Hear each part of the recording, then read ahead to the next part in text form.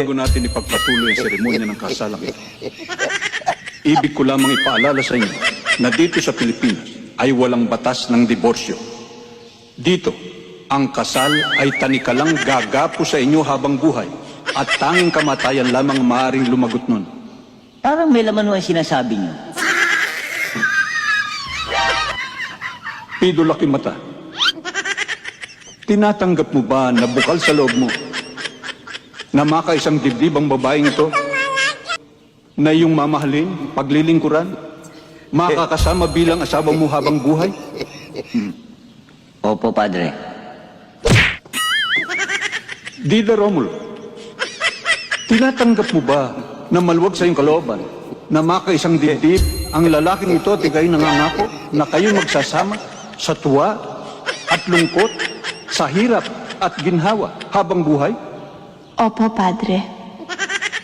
Inuulit ko, tinatanggap mo ba makaisang dibdib ang lalaking ito na hindi ka matatakot, mahihiya o magsisisi man lang habang buhay?